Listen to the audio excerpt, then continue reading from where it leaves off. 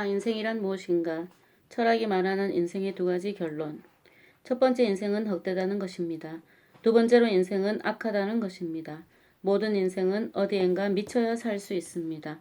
따라서 사람들은 돈, 성공, 명예 등에 집착하며 이러한 것들을 얻기 위하여 많은 시간과 에너지를 쏟아붓습니다. 인생은 또 이런 것들이 어느 정도 해결되면 사랑을 찾아 다닙니다. 사랑을 찾아 기쁨과 즐거움을 누리다 이 사랑마저 어느 정도 식어지면 허탈과 공허함이 찾아옵니다. 그리고 우울증, 허탈감, 고독감 등으로 시달리게 되고 결국에는 죽게 됩니다. 결국 이 세상을 살아가면서 하나님을 만나지 못하면 불행하게 살 수밖에 없습니다. 하나님을 만나지 못한 사람들의 인생 연구는 한계가 있습니다. 이 세상에서 하나님을 만나는 것이 가장 중요한 일입니다. 인생은 하나님이라는 레일 위를 달리도록 설계되어 있습니다. 전도서 12장 13절. 레일 위를 달리도록 설계된 고속전철이 레일 위를 벗어나선 달려갈 수 없습니다. 마찬가지로 인생도 하나님이라는 레일 위를 달릴 수 있도록 설계되었습니다. 따라서 하나님을 벗어나는 인생은 레일 위를 벗어난 인생과 같습니다. 하나님 없는 인생은 인생의 존재 목적을 잃어버린 삶입니다. 인생의 진정한 평안은 어디서 오는가? 요한복음 14장 27절.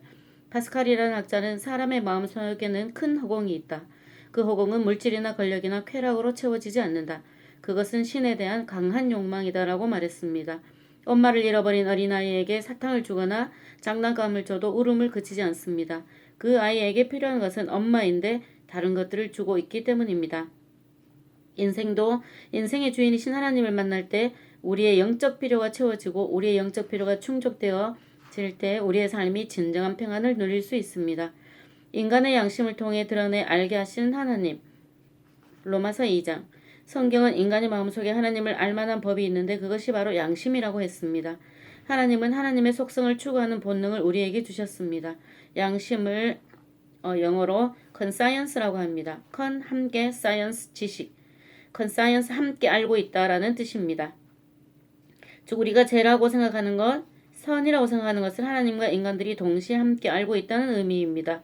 하나님은 율법을 유대인에게는 책에다 기록해 주셨는데 이 책을 성경이라고 하며 우리와 같은 이방인들에게는 마음에다 기록해 주셨는데 이것을 양심이라고 합니다. 마음의 문을 닫으면 살아계신 하나님을 볼 수가 없습니다. 어떤 사람이 교회당 벽에다 낙서를 했습니다. God is nowhere. 하나님은 안 계시다라고 했는데 그 다음날 보니 God is now here. 하나님은 여기에 지금 계신다라고 바뀌어 있었습니다. W자 한 칸을 한 칸 움직였는데 뜻이 완전히 달라진 것입니다. 우리의 생각을 조금만 바꾸면 인생이 달라질 수 있습니다. 우리는 우리의 작은 눈으로 태양을 보고 바다를 봅니다. 그러나 우리의 이 작은 눈만 감으면 태양도 바다도 보이지 않습니다. 우리에게는 마음의 눈이 있습니다. 마음의 눈을 닫아버리면 하나님이 안 계시는 것이 아니라 자기만 못 보는 것입니다. 내 맘대로 안 되는 인생. 예레미야 10장 23절. 내가 태어나고 싶어서 태어난 것도 아니고 내 의지와 상관없이 이 세상에 태어나서 내 의지와 상관없이 죽는 것이 인생입니다. 우리가 가지고 있는 이생은 한계가 있습니다. 한계를 지닌 이성은 인간으로 하여금 끊임없이 후회와 반성을 반복하며 살아가도록 합니다. 따라서 우리는 이성을 믿기보다는 이성을 주신 하나님을 믿어야 합니다. 죽음. 죽었다 살아난 사람들의 공통된 고백. 죽었다 살아난 사람들의 공통된 고백은 죽음을 경험하는 순간 자기의 죄가 순식간에 보였다라고 고백합니다. 그리고 자신의 육체와 떨어져 있는 또 다른 자신의 존재를 느꼈다고 합니다. 많은 사람들이 자라나온 문화적 배경이나 사회적 배경, 심지어는 종교, 성장 배경이 다른데도 불구하고 죽음을 경험한 사람들은 이런 공통점을 가지고 있었습니다. 우선 육체에서 무엇이 빠져나오는 것을 느끼고 어둠의 공간을 지나 빛과의 만남이 있었고 죽은 친지들을 만나며 지나온 과거가 한순간에 나타나 그 속에서 자기의 인생을 성찰하게 되었다고 고백합니다. 의학적으로 사람이 갑자기 죽을 수 있는 방법은 1000가지 이상. 우리 몸에는 수천 킬로의 혈관이 있습니다. 그리고 그 혈관이 언제 어떻게 막힐지는 아무도 모릅니다. 심장이 갑자기 멈출 수도 있습니다. 우리 인간은 의학적으로 갑자기 죽을 수 있는 가능성이 1000가지 이상이라고 합니다. 우리는 매 순간 1000개 이상의 화살을 피하면서 살아가는 것과 같습니다. 성경의 가장 확실한 예언, 죽음, 그리고 심판. 성경은 예언의 책임에 약속의 책입니다. 성경에는 확실한 예언이며 현실적인 예언이며 지극히 개인적인 예언이 있는데 그것이 바로 한 번 죽는 것은 사람에게 정하신 것이요 그 후에는 심판이 있다는 것입니다. 출생은 우리의 선택이 아니었습니다.